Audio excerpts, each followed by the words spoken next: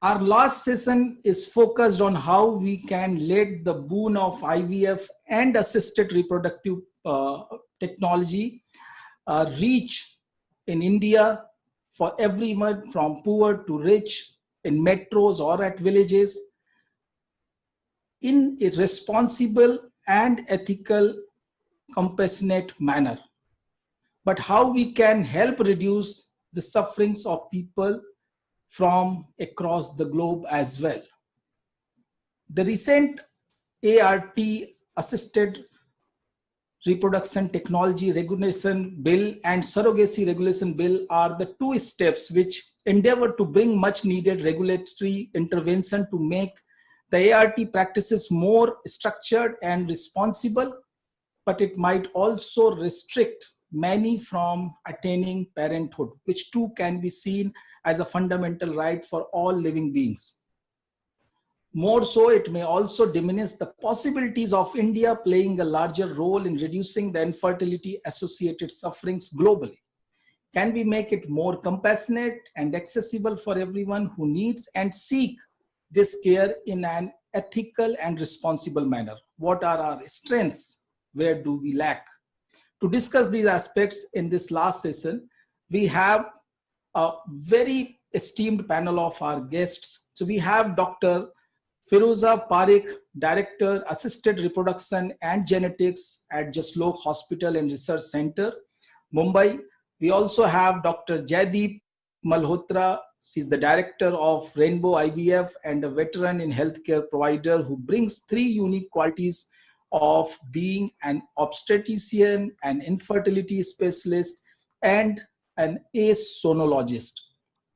We also have been joined today by Advocate Sudhir Mishra. He is the founder and managing partner of Trust Legal, India's leading law firm, which specializes in healthcare and environmental issues.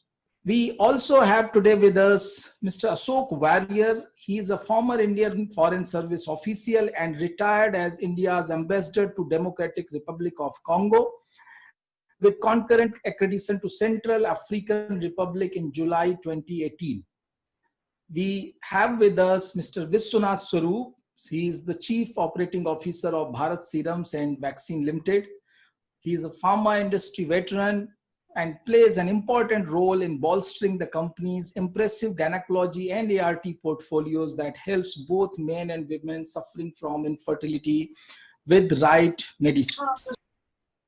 So welcome everyone on this concluding session of IVF Summit.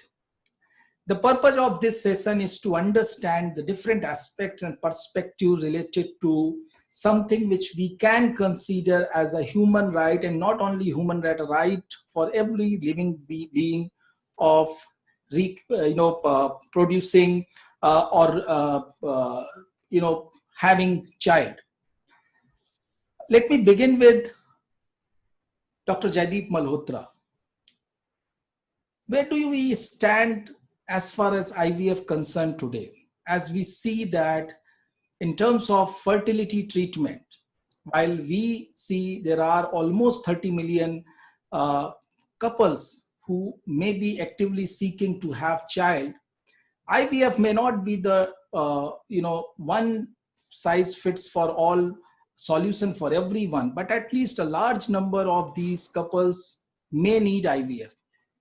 Where do you see this whole technique stands in India as of now, and how do we see the growing number of centers and practitioners which we see in the country, which is also sometimes leading to the perception that is it an oversupply of these services, or is this services being oversupplied for the purpose of creating a larger business, or it is related to a very important need of our society which is normally ignored?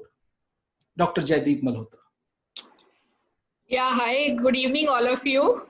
I would say that we really need to think at a larger scale and a very broader vision, when we are talking about 30 million infertile couples, I would say at least about 5 to 10% of them might require IVF. Not all of them require. But even the others who do not require IVF, are they really being treated well is one question which I would like to place aside. Second important thing is that if I say about 10% of them will require IVF, then it's about 3 million. And we have close to about, let's say, 4,000 infertility centers or IVF centers, so-called. Much lesser are registered with the ICMR, but we have a lot of them who are there existing, not being really run by qualified people. We have, each and every person who's an OBGYN providing ART services, or even businessmen providing ART services. So what are we really looking at? We have let it grow in a very tangent manner. And we have not been able to sort of, put or implement what we wanted in place. Now, I'll just give you an example, which is very important for us to understand, that we have the other health services available in each and every nook and corner of a country. Why can't we do that for infertility and ART services, which is important for us to understand? It is very simple to do. I wrote a book a few years back, almost a decade back, on managing infertility in low resource setup. Hub and spoke pattern is the one which is required. So all what is there can be done at a peripheral level should be done there, and the ones who require a little higher advanced treatment should come to a tertiary care center. It is very much doable. The infrastructure is there. Only the thought process of implementing it is what is really required. And we need a mindset to do that. Now, we have let IVF centers proliferate. Every nook and corner of a metro, every crossing has an IVF center. But where it is really required, it is not there. So, and this is a kind of treatment where people have to travel for long distances, stay out of their house and, out of their work for longer period. It's not possible. We are making it very difficult for them. Plus, we have generated a lot of unnecessary, unhealthy, unethical competition between the centers which are there in metros. So we need to really put our thoughts together and help in organizing it in a much better fashion, so that our main aim is what? We need to be accessible. We need to create an awareness that yes, it is important for people to know that these kind of services are available, which will help them achieve what is their right.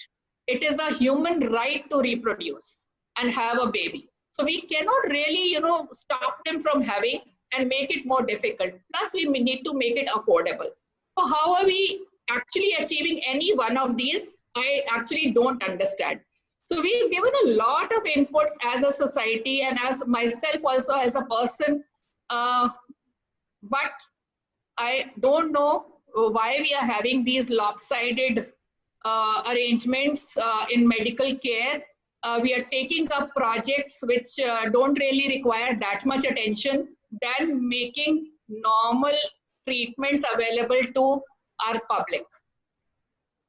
Thank you so much, Dr. Malhotra, and you have highlighted very important aspect, and that is where I think we have failed in terms of how we are going to ensure that kind of equitable reach is available for a treatment like IVF for those who actually need it. Let me go to Dr. Firuza Parikh on this. And Dr. Parikh, you see, from international patients to those coming from the poorest part of Vidarbha in Maharashtra. Dr. Jaideep Malhotra highlighted very well that there is a, mushrooming of IVF center in areas where they may not be needed in that much number, and people are traveling, coming from across the country to seek help at these centers. So somehow we are not able to provide the equitable access and availability of this very essential treatment, which directly really, help people at least achieve their or attain their basic human right, which is parenthood. You have been seeing patients from across the globe who come to your Mumbai center, to the people who come from the poorest part of Vidarbha in Maharashtra, or maybe any other part of this country. What is your experience, and how do you see that, how we are, where we are failing, or how we can actually make sure that this cure or this treatment can reach to the people who need it? Yes. So, Mr. Narayan, first of all, thank you very much for having me on this webinar. Mr. Swami and Bharat Serums, thank you very much. I think it's a very relevant question. And let me put it this way. Like many sophisticated technologies that we have, like cardiac bypass, liver transplants, robotic surgery, IVF, unfortunately, is not egalitarian in its approach. And although IVF has been there now for more than 40 years, to make it equal for all, I find that the equity is not there. One solution that I see, being in India and serving such a large population of infertile couples, would be to put IVF on the Make for India platform. Many things now are made wonderfully in India. There are many disposables that can be made here. There are many quality equipment that are already being made by many of our companies in India. And I feel if we do this, there will be a lot of cost saving without giving up on the quality. I have been telling industry people and makers of equipment that why don't we resort to our integral knowledge, who know mechanical engineering, chemical engineering, the academicians, then the people in government, and all as IVF specialists can contribute to making this Make in India program for IVF very successful, and thereby cutting down the cost and offering to many, many more people. Another way that we can approach it, I think, is to integrate IVF into our family welfare program. If we do that, we will certainly make it more equitable and egalitarian. And it's not a very difficult approach. Our family welfare program has been quite successful. It's a question of educating many people in agencies, in the government, and it can be possible. I, for one, would be very happy to help in this aspect. We have insurance for so many diseases and disorders, but I've always wondered, why is infertility considered a stigma? Why is it considered like a sophisticated treatment when infertility is actually a disease, just like diabetes, hypertension?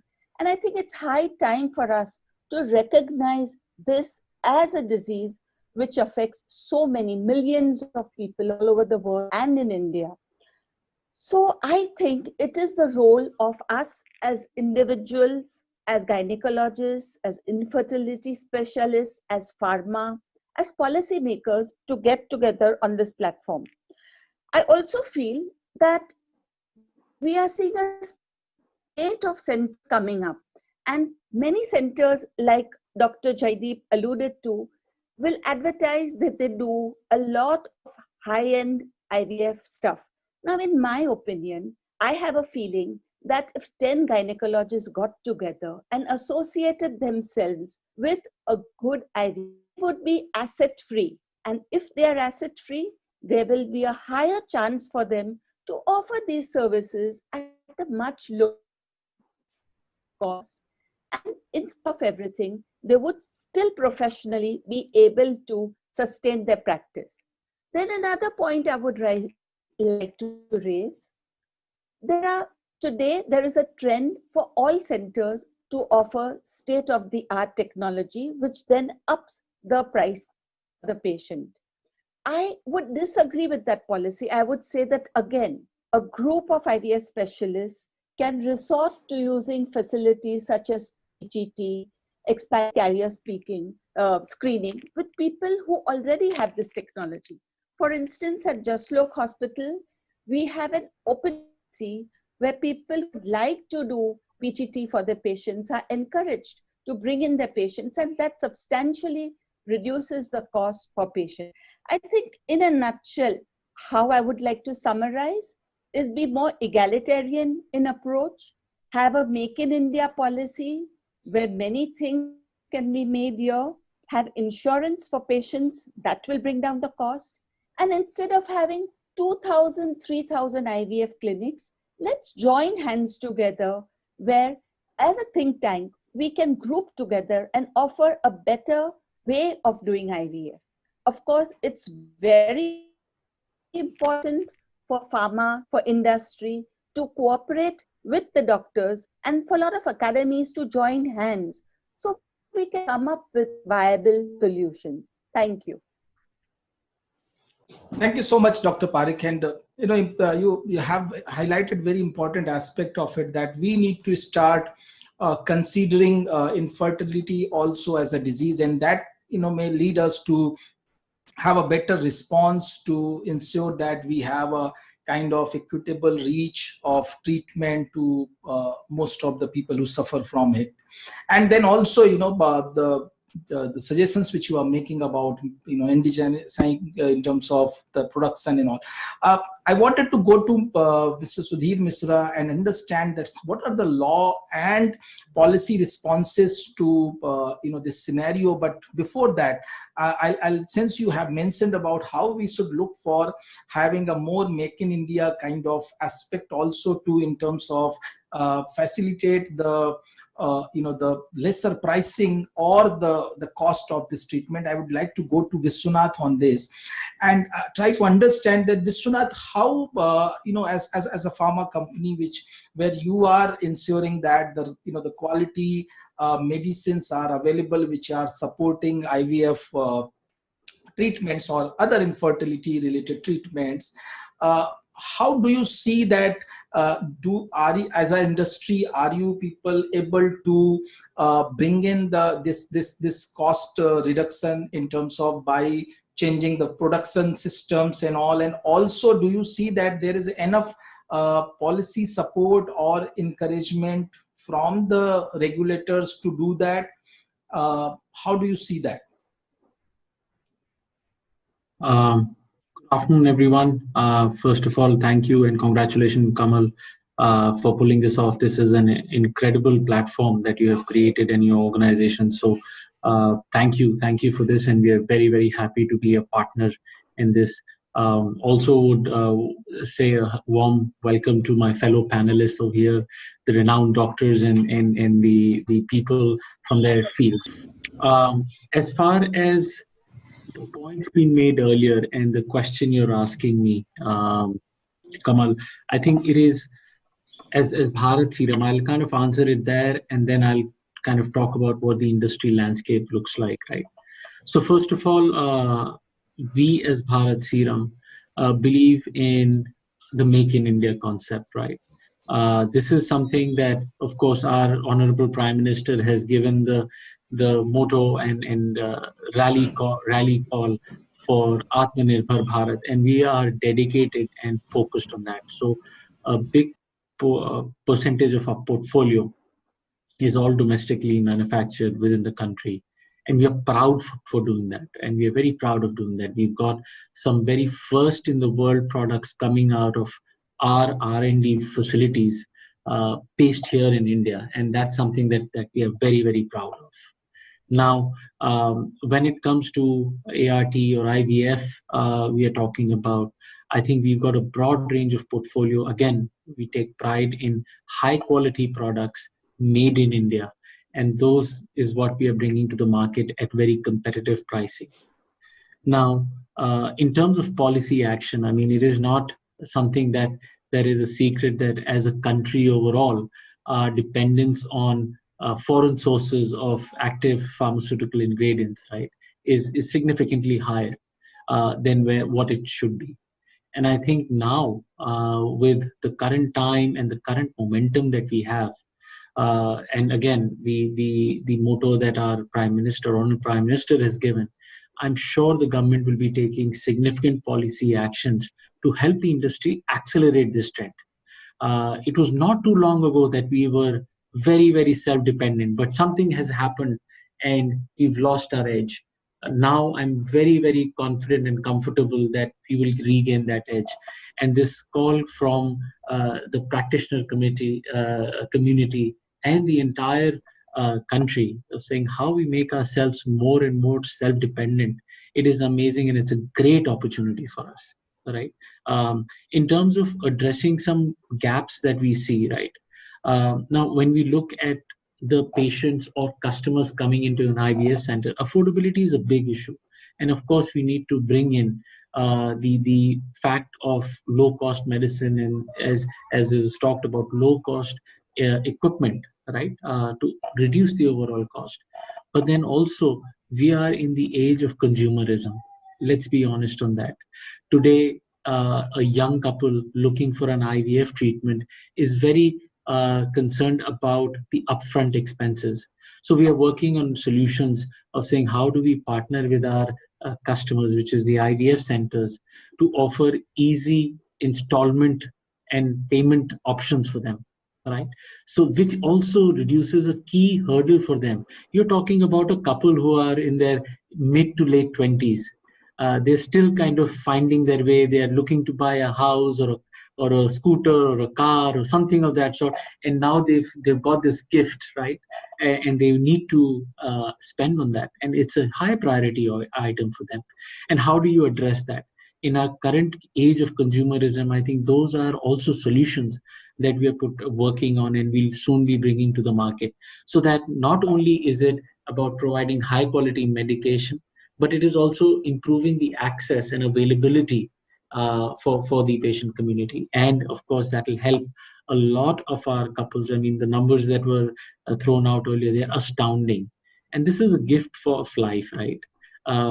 Even a single couple who is not able to have a child, especially in our Indian context, has huge implications, both emotionally and socially. And it is our job as being participants of this space to help that. So we are very excited. I think the opportunity that exists with Atmanirbhar, Make in India, low cost medication here, high quality, and cost and quality have to go together. It can't be one of the other, right? So we firmly believe that. So thank you, Kamal. I think we are very committed to this cause. Thank you so much, Mr. Vishwanath. So, Mr. Sudhir, you see, there's a largely a consensus that attaining parenthood is definitely not only human right, but something so important for any living being that without this there may be always a feeling of not having the life which is fulfilled. In this whole process where we are talking about the availability of IVF treatments, we are talking about the medicines, equipments, policy frameworks, and all other things. One important thing which has come, time and again, that there is a policy response to this, which feels that many times IVF or related things, and I'm also talking specifically about the whole surrogacy discourse. It is many times being branded as something which is unethical, exploitative practices, which I do see that can also kind of restrict many couples who may not be able to have this boon of parenthood without something like having a support of surrogacy. Or the same stands for many those couples who come from across the globe seeking some help in this country. You have been part of this discussion for very long and have been handling these issues for multiple brands. What is your opinion on that? How do our policy framework and the system look at this whole business of IVF, and why do we look at it as just as a business? Why don't we look at it as something which is a noble cause as we look at the overall healthcare services? Kamal, thank you very much. First of all, it's a matter of pride to share a stage with Vishwanath ji. we all are looking up to you for what is coming our way so far as COVID is concerned. And also with eminent doctors whom I always respect, both of them, Jaideep ji and Firuza ji. I will go a little different from this debate because thanks to you, and you have been part of this journey. For last 6 years, we have done more healthcare and medical devices than any other law firm. I got Medicover to India. I did the investment talks. Bon Hall, we were working in. We worked with Noah IVF, Gaudium, virtually everybody. And what I realized that this is one sector. As a lawyer, I'm a policy expert, and I think that when the Parliament asked us to come and contribute to the surrogacy bill, and my partners have been quoted, the firm has been quoted, we realized that the doctors have not been heard at all. Nobody actually cared what the doctor feels. So Kamal, to answer to this, it's a very complicated debate. I have been telling the IVF industry that on the one hand, few people will talk about having initial public offer and will have 5,000 branches across the country, or maybe competing with the 3,000, which Dr. Firuza so rightly said, pawn shops kind of IVF clinics. At the same time, you have no voice. You have absolutely no voice. I have been part of those debates, and I've been part of all the debates. So their perception is, it's all a perception war. I think you should take a coaching from Vishwanath ji, how pharma actually does that. You have pharma here, and pharma is so well organized. Coca-Cola is so well organized. They know how to do their PR, how to do their lobbying, how to do their public relations, how to go and talk to the government. So there's a perception issue, and you can be a great asset to do that. So here the first worry is that IVF has been a misunderstood concept. My personally knowing it, and I have two beautiful children, one boy, one girl, 8-year-old. I got them at 42. I don't want to say more because I have no permission from my wife, but they're beautiful. And I don't think we have done anything. I feel that's the best treatment on this earth. There's nothing better than this, Dr. Jaideep. I have no doubts about it. But why there's so much of hush-hush about it? Why so much of being a glamour aspect attached to it? Everybody needs that. A tribal needs it. A villager needs it. A rickshawala needs it. So all those debates, whenever you say that you want to include it in CGHS, they will say, oh, this is something. You have such a large population and you want to have IVF. These are the debates people do in this country. Yes. So this is not the way you can do this debate. And why this debate is happening. Just take the example of medical devices. I was part of writing the white paper why the stent pricing should not be controlled. You should allow it. But you were not in a position to do that kind of campaign which was needed to be done at that time. The devices company didn't do that kind of campaign. So my feeling is that this whole industry is something, and I have worked with right from the beginning, from the investment stage to taking lease premises across the country for all the major chains. And I have seen some amazing stories of hope. I have seen some amazing stories of foreign couple actually dancing and saying, this is the country we want to come and stay. They have named their sons and daughters with the names of your gods and goddesses. But you don't want to bring them here. So when the parliament was debating this, now the whole debate has turned upside down. And Dr. Firuza, I urge you, Dr. Jaideep, I urge you, I know that you people really care for it. There is no law which has still been passed. You still have a chance. You still have to bombard with all those papers to the parliament. In any case, they are very busy with Rajasthan and other stuff. So you have enough opportunity.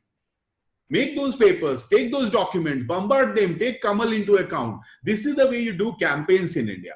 You can't be living in a shallow and saying, look, this should be done like this should be done like that. Who is hearing us? You will be heard when you take this issue right there. But three things I'll tell you on the business side. On the business side, I feel that the good principals and the good doctors who are in this profession, and I'm not even going to take a name, are surely going to be a huge contributor. They will do justice to the spreadsheet, which talks about the profitability, and they will also do a great justice to the society. That's the way I look at it. I have been advising particular sectors of doctors now, where I have told this conventional way of going and talking and doing a lobbying kind of stuff won't work. The better thing is what Vishwanath ji so rightly said. You take it head on. Atmanirbhar karna hai to Atmanirbhar karo. Uske liye koi lobbying ki zarurat nahi. You just do a right public policy. Now everybody knows Bharat. Everybody knows that. So my point is, IVF की आवाज आई ही नहीं आज तक। आपको glamour icons माना जाता है, आप उस मिथ को पहले थोड़ा सा तो तोड़ो, उसके बाद बात शुरू होगी। So that's the problem we are facing, Kamal. Thank you so much, Sudhir ji. So you have actually nailed it, and that is what I think. As a journalist, also I have been seeing that most of the time, IVF has come to the discourse either for negative reasons or maybe some celebrity is going for it. I'll come to you, Dr. Jaideep, to kind of respond to it, but let me take Mr. Warrier on this now. Mr. Warrier, you have been seeing, and that Sudhir ji told that how people from across the globe come to India seeking support in terms of addressing their infertility issues or getting this the very beautiful gift of having a child. Most of the time it is highlighted that India only gets those gay couples from across the world, which may not be the right or the actual scenario. Mr. Warrier, you have seen India at the policy level. You have been an IFS officer. You would have been part of and seen these from the close quarters. You have also seen India from outside, being ambassador in various countries, and especially in countries from where I think we get a lot of people coming seeking healthcare in our country. How do you see this whole discourse about surrogacy, IVF, the right of getting parenthood, which should be a basic fundamental right for all, and especially I'm also trying to understand that how do you look at it, because from the point of view of your article where you said that surrogacy is something which is present in our country from ages, from even the time of Mahabharata and even beyond that. So what is your take as a part of our intelligentsia, as part of our policy, or a former part of our the policy framework, and somebody who has been representing this country to the world? Thank you, Mr. Narayan. It's indeed a pleasure and a privilege to be a part of this very august meeting, and a very good afternoon to all my co-panelists also. As Mr. Narayan said in his introductory remarks, I want to make actually two disclaimers here. One is I was an IFS officer. I retired as India's ambassador to the DRC with concurrent accreditation to 3 other countries. Those included the Republic of Congo, Gabon, and the Central African Republic. But that was then. I retired in July 2018. Since then, I've been sitting nicely ensconced in the verdant Kochi in Kerala, and doing some writing, which is what I've always wanted to do. And now I get that real opportunity to be doing that. And it is in the course of these writings, and I've been writing on various topics ranging from human stories to mundane happenings in the life, to international trade, to geopolitical issues, to travelogues, and also surrogacy, which I happened to write an article which was published by the New Indian Express. And the title of that article was The Need for Responsible Surrogacy. So that was the first disclaimer, that I hold no official position. And the second, which is a very obvious disclaimer, I think, I'm no domain expert on this subject, but I have a general interest in this thing, just as I do in many of the other things also. So having said that, what I actually plan to bring on the plate is overarching general view, and as Mr. Narayan said, a kind of international perspective. Mr. Narayan mentioned about parenthood. Yes, parenthood is axiomatic, in the sense that even I think it is Article 16 of the United Nations Declaration of Human Rights, which actually makes it more than amply clear that any man and woman of full age can marry and found a family without any limitations of race, religion, or nationality. You see, the point now is parenthood is axiomatic, it's a given. But what happens when parenthood cannot be attained or cannot be achieved?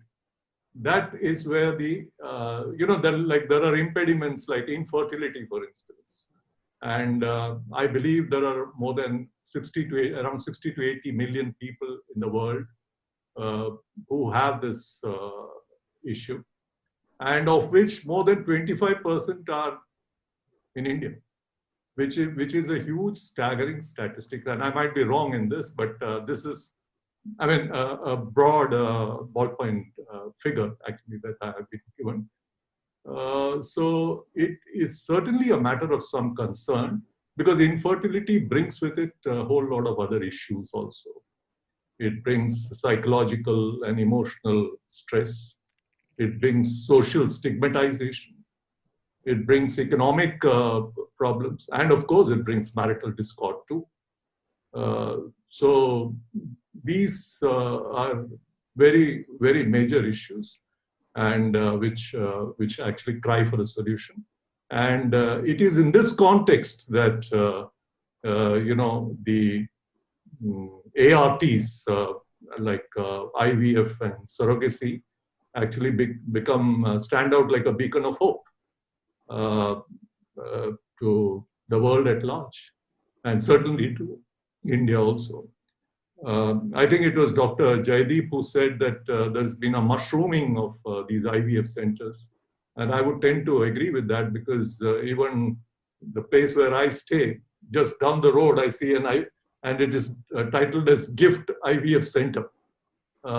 So there are many such centers, but it was enlightening to know that these centers have not really spread out their wings and gone into much wider areas, and maybe even rural areas, because that is one element of our society which actually remains neglected on this count.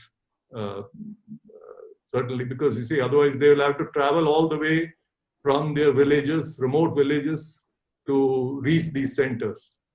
And this particular center, which I just mentioned, I know for a fact that there are people coming from hugely remote areas of Kerala and even in adjoining states. So this is definitely a problem, and this needs to be tackled.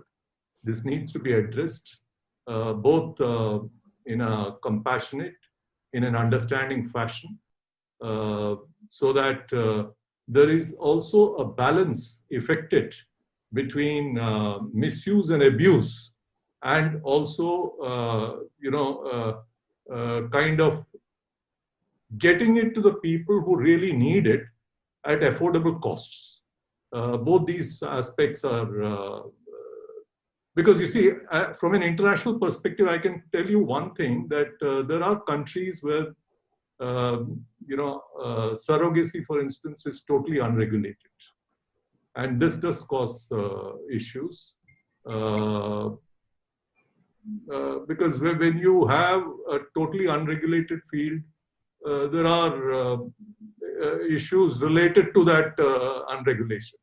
But then there are also countries where which have recognized the need for parenthood and have sort of built-in mechanisms which go by the name of altruistic surrogacy, where there is an element which has been provided where one could, a couple which is facing issues in conceiving can, for altruistic reasons, seek the help of a surrogate mother. Then we also have cases where there is surrogacy is completely forbidden. Germany and France, for instance, they come to mind. So, I mean, I think Government of India on its part has been trying to sort of affect that balance. As to whether they have been successful entirely or substantially in doing so will remain to be seen. And as somebody said, I think it's time that the doctors can start petitioning the government, because the bill has not been passed. The ART regulation bill has just been passed by the cabinet. And because of the ongoing pandemic, it has not been introduced maybe it will come up in the next session. So I think, and similarly, the surrogacy bill was passed by the Lok Sabha, was referred by the Rajya Sabha to a select committee, and so all is not lost. What I'm saying is, if there are the finer issues which need to be ironed out, then this is the time to do so. There are other socio-legal issues also connected with surrogacy. I'm sure all of you are aware of this. And the advocate on our panel must have noted this. Like there is this famous landmark case called Baby Manji case of 2008, where this the surrogate mother, an Indian mother, and this intended parents were Japanese. And this girl was born, and before her birth, the Japanese parents actually divorced. Now, the issue arose as to the intended mother, Japanese mother, did not want to take custody of the child. Neither did the surrogate mother want to. The father, the Japanese father, wanted to. But then the Japanese father wanted to, but then he was not, it was not possible under the Indian laws to do so, because he was a single person. So there are cases like this which also need to be addressed in our legal framework. These may not be very common, but then you see, as and when they do arise, there would be the need to address these issues. Again, there was this baby Gami case where in Thailand, the surrogate mother was a Thai national, and this Australian couple, the intended parents, this baby was one of the twins, and the Australian couple was prepared to take custody of the fully able twin and leave behind this other child which had Down syndrome. So there are issues like this, and this lady, actually the Thai surrogate mother, ended up by now she's bringing the child up. So I think these and several other issues will need to be taken up. We will have to use put our developing and emerging technologies to the best possible use, so that we can maximize the effectiveness, the reliability, we would have to increase the awareness. Awareness has increased, but then awareness needs to increase more. It's a vast country, India, and so there will have to be a campaign. Dr. Firuza, Parikh, I was very, very happy and heartening to note that about your suggestion to have this a Make in India program. It's a very good suggestion. I think I was told that the health secretary will be here. I think you should put it across to him. And of course, then the insurance, yes, that's a very important point. Why not? I mean, if there are so many ailments which are covered under health insurance policy, then why not this? And this is something, again, I don't know, even Ayushman Bharat, maybe it's an idea where you could actually factor these things into that scheme. So that's it. I mean, I'll leave it for now. Yeah. Thank you so much, Mr. Warrier, for your overarching perception and the insight about this whole issue. And the incidents which you are referring to, definitely they are not just legal incidents and legal issues, but they are also human issues. And now I would go to Dr. Jaideep, and Dr. Jaideep wanted to actually bring in. Kamal, before you ask me anything, I want to respond here because Yeah. I think we need to get our thoughts at the right place. No, I'm asking the baby same Manji. thing. One second. One baby Manji case, and we said, okay, now ban surrogacy. Thousands and lakhs of crores of rupees scams, they go under the table with no mention. Important thing, we are bringing in a lot of chains from outside.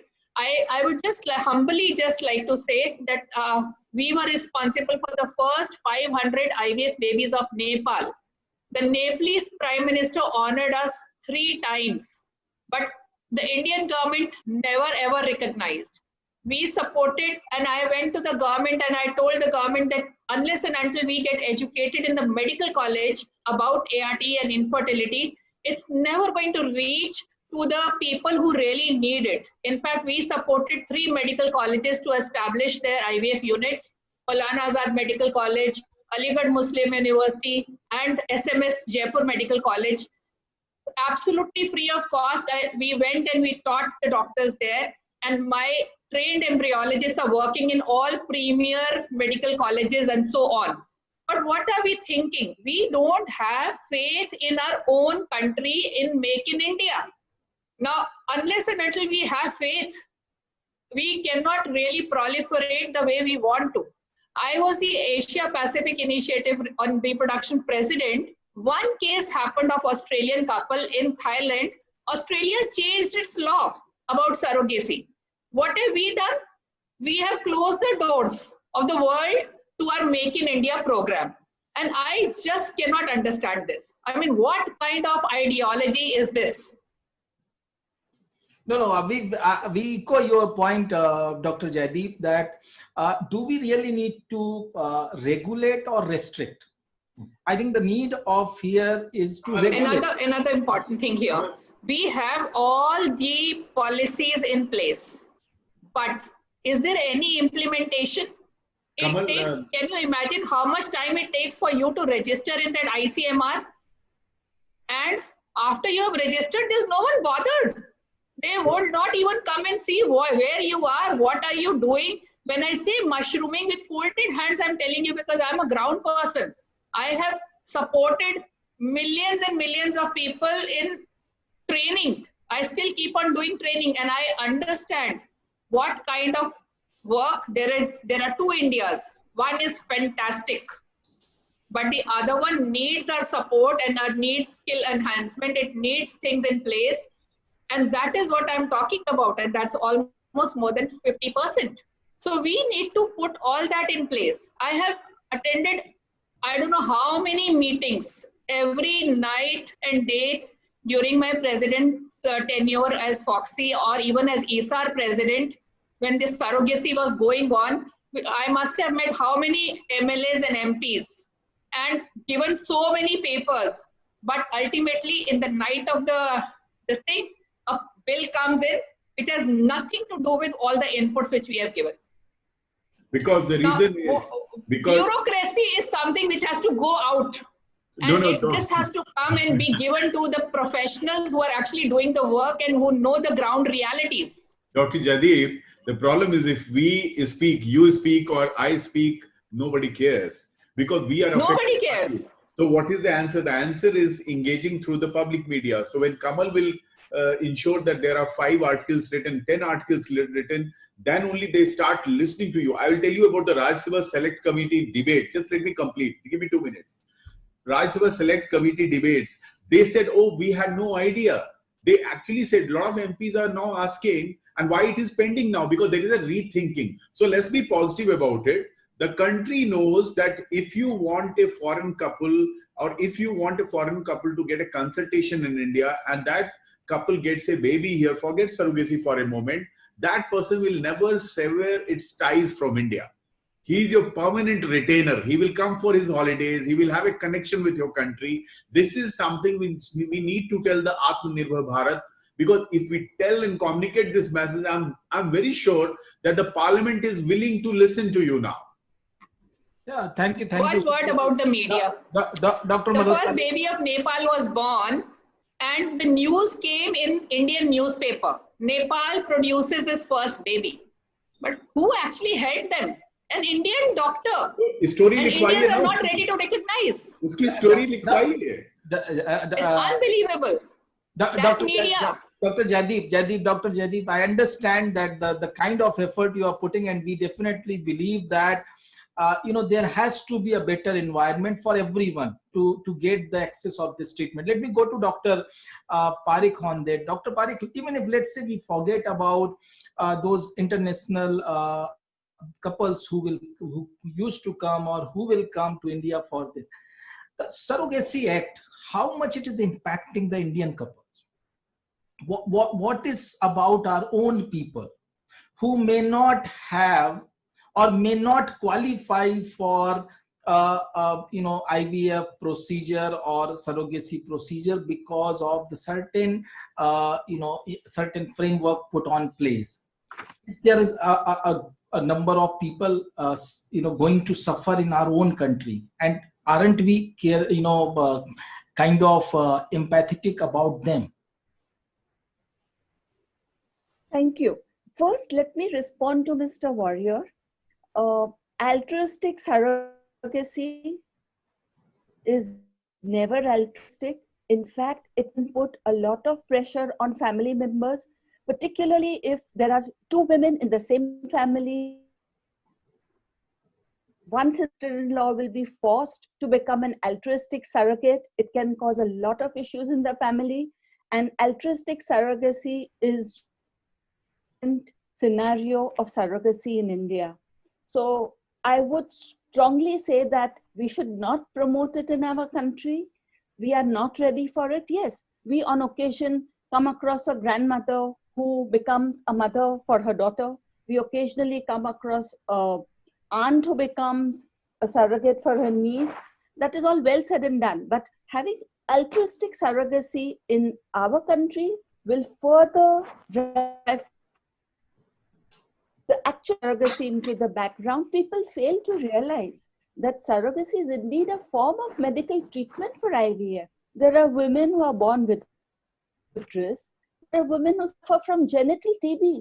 The incidence of TB in our country is that there are at least 5 people out of 10 who can have either the disease or a latent form of tuberculosis. We have couples who have immunological disorders, who are diabetic, who are hypertensive. We have so much of gender bias in our country. We have couples who are of the same sex. And that much is the basic fundamental right of people to procreate. And as individuals, we cannot afford to be judgmental. Governments cannot afford to be judgmental. And I think here we do a major disservice to our citizens if we become judgmental. I would also like to respond to one very important aspect. Now, you see, medical tourism and particularly IVF was very important for our country. What we find now is that medical tourism, because of surrogacy, in the field of surrogacy, has stopped. But unfortunately, because of these COVID times, medical tourism for IVF will stop, at least for some time. And here we need to get our act together. We need to involve the government. We need to tell them that we as individuals and as practitioners of IVF and gynecology are stakeholders, and so are the citizens and pharma. And we need to have a very strong support system. Both these are some of the responses that I would like to give to both the other speakers. Would you like to frame another? No. Yeah, doctor. So I want to understand that how many people, or what is the the magnitude of this surrogacy law in terms of what kind of problem it is going to create to our own people, not about those who are coming from outside. First, we have to understand that as a figures, Kamal. Yeah. Can I give you the figures? You know, in the year 2018, only 9,000 surrogacy cases happened.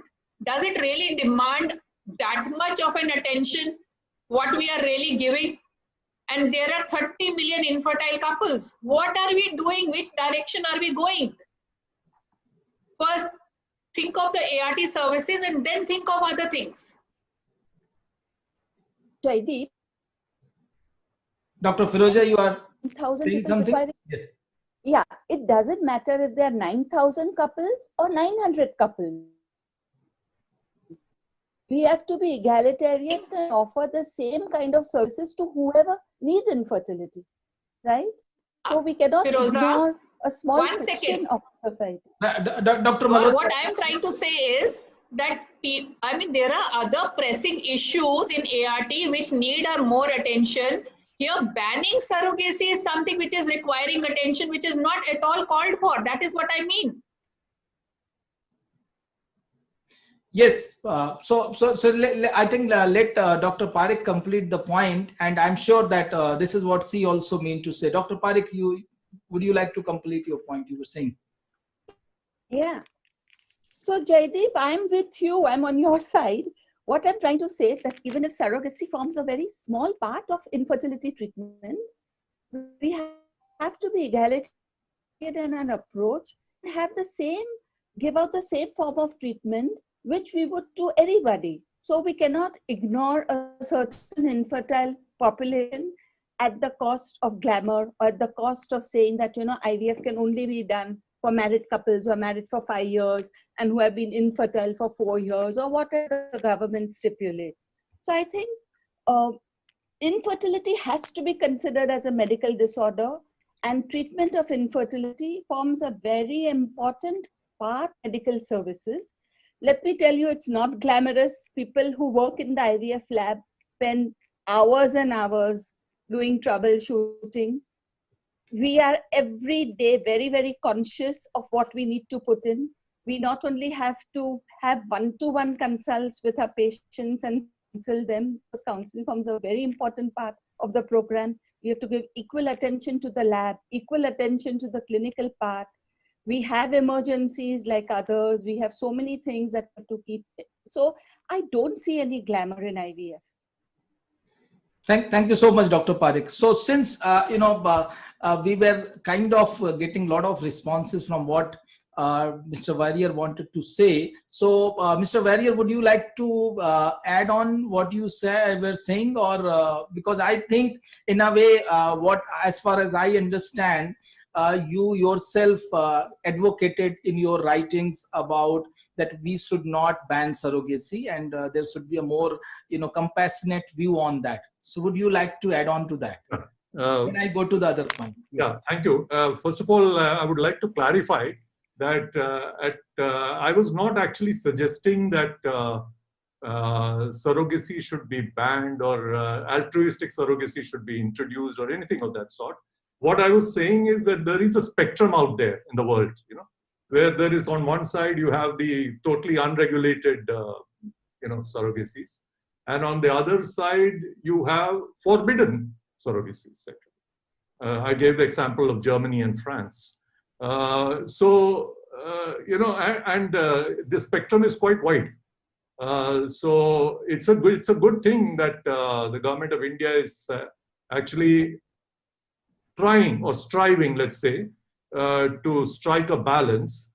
And if that balance has not yet been achieved, as I said earlier, this is the time for the doctors to start calling out, sending petitions, the inclusion of infertility or the issues like that in as a part of insurance cover is a very good idea which should be followed up, and this is the time to do that.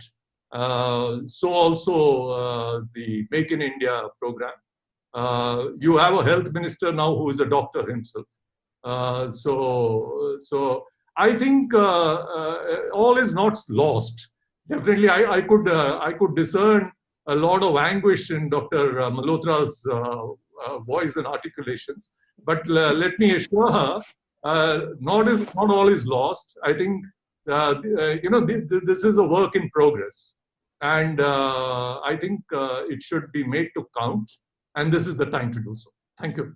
Yes, thank you so much. Dr. Malhotra, I'm coming to you. Actually, I'm coming to you. So, Dr. Malhotra, so let's get out of this surrogacy discussion. It is one part, you yourself said it is a I want to make one point here, because, this is a misogynistic world.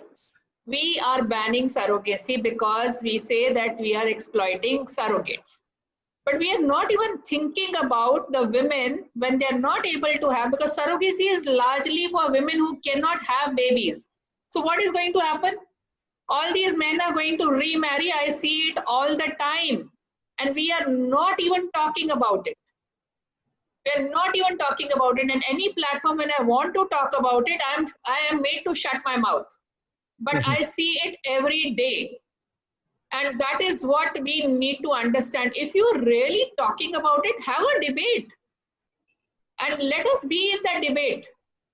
We face the realities of all those women killing themselves, committing suicides, husband coming with 2 wives, and all those things.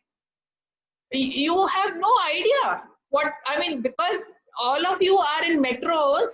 Now, the realities in metros and the ground realities in tier 2 and tier 3 cities are totally different. Plus, another thing which I'd like to bring to your notice. Now, you have banned, our neighboring countries are also dependent on us for medical tourism and all. Very recently, there has been a big, case which happened where these Nepalese couples were having illegal surrogacy in our country. We are driving them to do that because anybody would do anything to have a baby. So why are we making it difficult for them? Make it legal, let them have a choice and do it properly, and let the world be happy.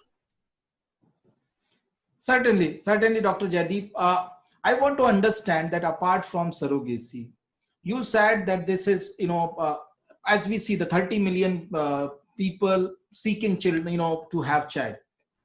Where do we lack?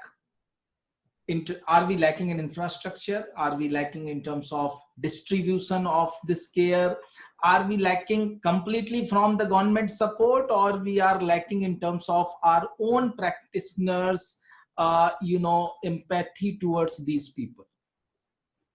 Where do you want to make improvement as far as this industry, or I would not call as an industry, as far as this care for these people who are suffering from infertility concern? I think at large, health has been a totally overlooked segment in our country. Our health budgets are absolutely minuscule. Our research budgets are totally minuscule. Our policy implementation is not there at all. So we have a lot of things in place, but there is nothing which is implemented. Now, then how do you really reach somewhere? Now, are we less capable? Just tell me, we are educating the world.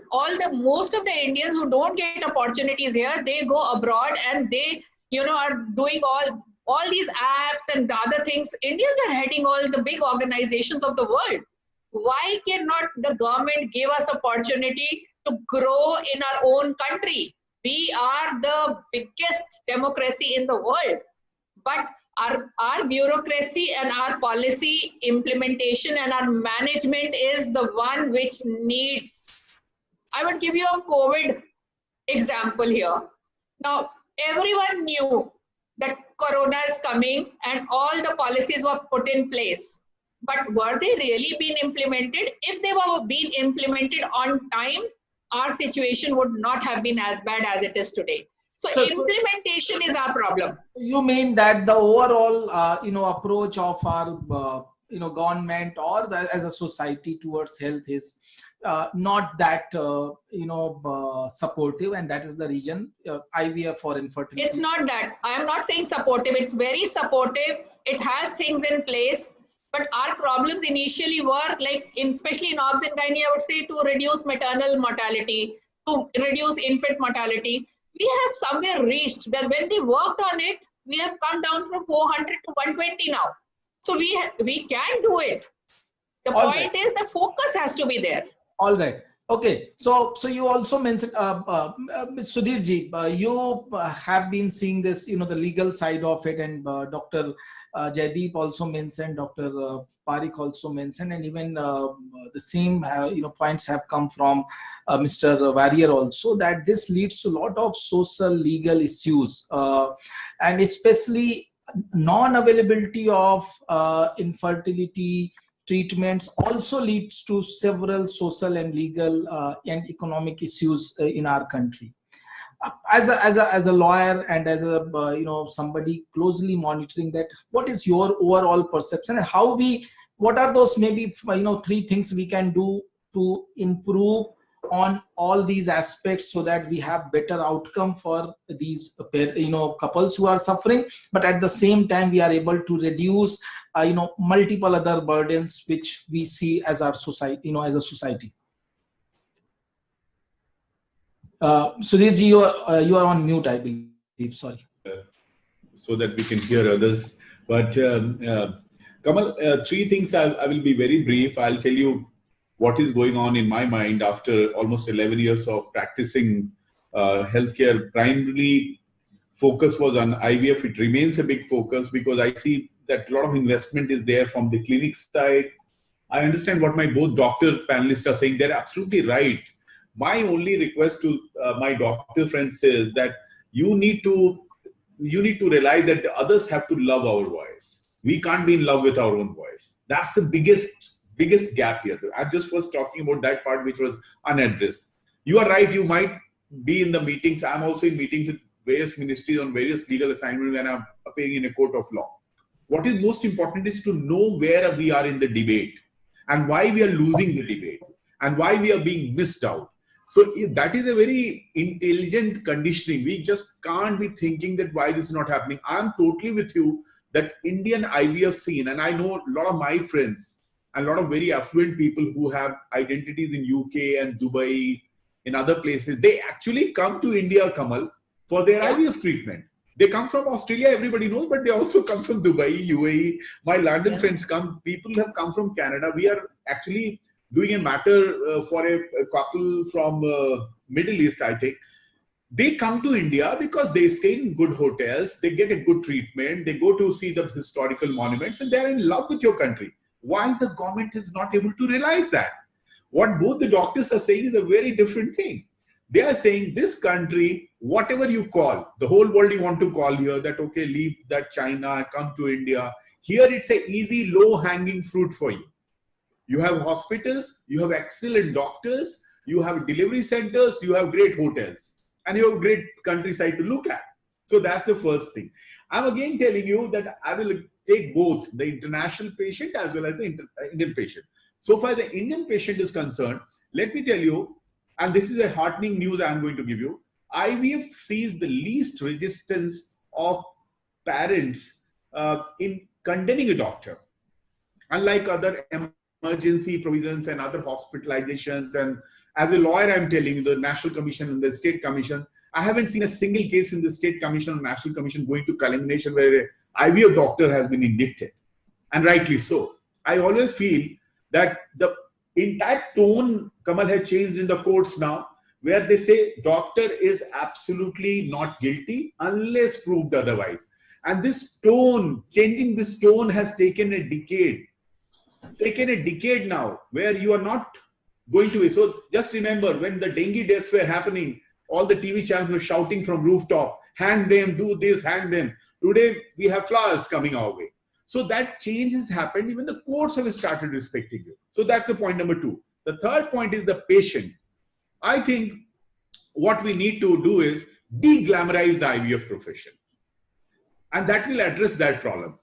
Nobody even think, the moment you de-glamorize the IVF profession, what will happen, IVF treatment should not be looked at, oh, I can't enter this particular thing. And the kind of branding which happens around IVF is something, I would say, insanely non-medical. Insanely non-medical.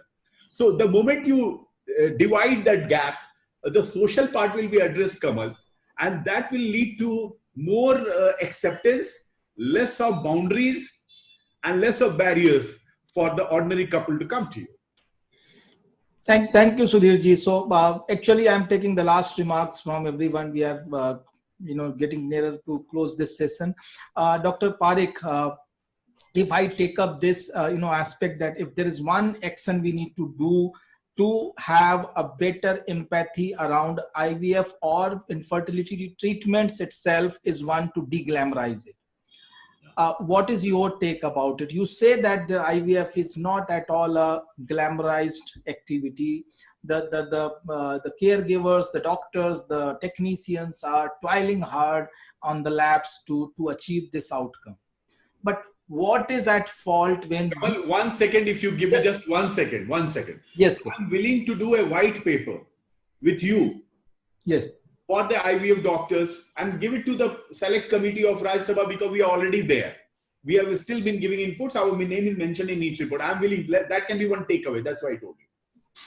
Thank you for kind of volunteering for this. So, Dr. Parikh, where we have gone wrong, how we can try to address this problem so that IVF, as the treatment for any other disease, from cancer to cardiovascular to diabetes to any other disease, can be seen from the same kind of empathy and compassion. What is the 3 points we can go ahead with? So the first thing I would say is, as a doctor, do no harm. If we learn not to harm anybody in any way, we will make our processes extremely robust. Not all couples who come to us need IVF. It will be a very small percentage who will need. So it is very important to look at IVF very microscopically and offer it only to couples who need it. In that sense, you become a good doctor. As if you want to remove the glamour away from IVF, it should be very important not to have people advertising on their websites where they claim 80% success, even 100% cumulative pregnancy rates. I think that's a mistake, and we should have self-auditing and auditing. That will perhaps deglamorize much of the work, much of the importance of IVF in saying that oh, this is something that is not for me, I won't be able to afford it. We should always have gold standards and SOPs in place. The moment you have SOPs in place, you will stop making a lot of false claims. And this is also one way, I think, in which we can regulate ourselves and de-glamorize procedures where we have industry icons, we have people who claim to have done IVF and then popularize certain sections of doctors. So if we have a very standard platform where we don't only always look at your RI, but we also look at with compassion at a couple who has gone through years and years of infertility, this will stand us in very good stead. Thank you. Thank you so much, Dr. Parikh. Very well, said and quite precise. Vishwanath, your company is doing wonderful work trying to make sure that the medicine comes made in India, quality medicines, and reach to as many people who need it. What you see as far as the infertility care or the fertility care of this country is concerned, how we need to take that forward so that it has that compassion and empathy for those who really suffer from this, beyond all those glamour and all those, the regulatory frameworks. Right. So, Kamal, I'll put it very simply, right? Is IVF a want or a need? Today, when we look at it, it is viewed as more of a want. It's the glamour quotient, the marketing around it, etc. But it's a basic human need. It's a need to produce a child, right, and bring more life to life, right? And I think the all the conversations that have happened really boil down to saying, how can we reposition this entire area into a need from a policy making perspective, how the go-to-market for the IVF centers is happening, how the cost is brought down, built on the foundation of Make in India, right? And this is again, you can look at Make in India from a product standpoint, from a devices standpoint. But here's the point when we debated on surrogacy, right? The point around people wanting to come back to India, the example that Mr. Mishra gave, right? It was fantastic, right? It is so good to hear that people living in a developed world choose to come to India. That's the power of India, right? And you know what? If we play those things right, if we get the policy framework right, sky is the limit for this area, right? I think we're just scratching the surface. Now, the last thing I will say, I'm an eternal optimist. Okay, right? So yes, we can all say that the policy is not there. But look at how far and how quickly we've come. Okay, so just give us time. We are a very thriving, vibrant, young democracy, right? And with the right debates, with the right white papers we are talking about, with the right stakeholders involved, we will shape the policy and where the future of this country lies, right? And this is an important part. This is how we stay young as a population, right? So I think when you put this all together, I'm an eternal optimist.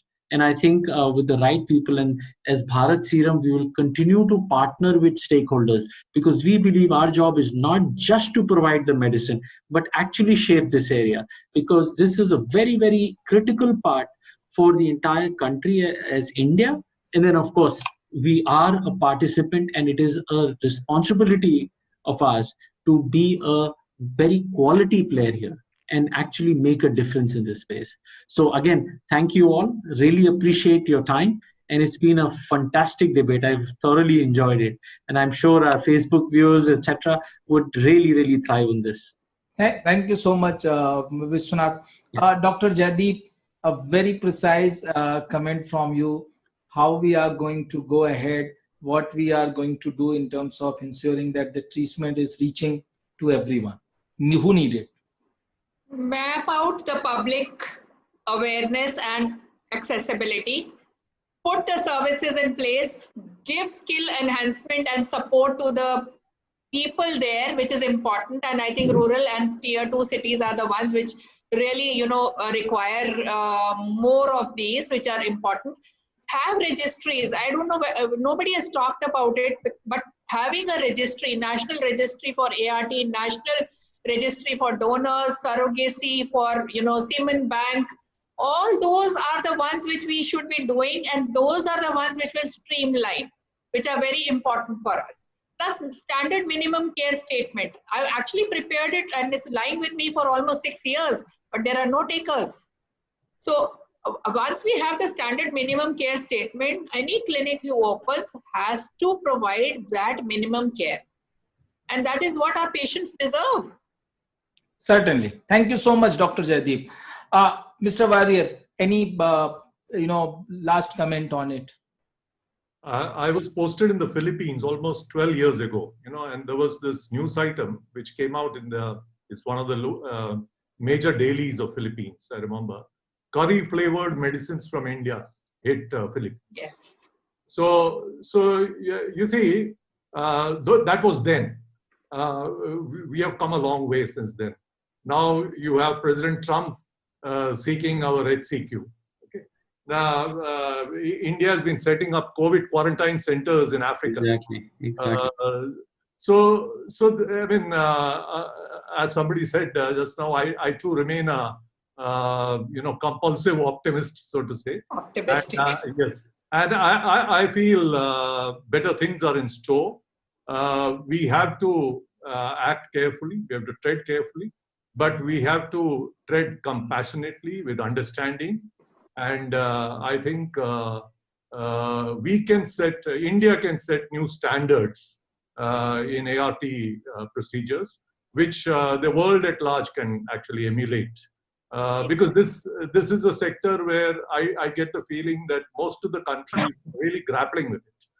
Nobody seems to have a quick fix on this. So it's important to make use of technology, the developing and emerging technologies, and maximize their capacities to the best of our and leverage it to the our best interests, so that we can move forward.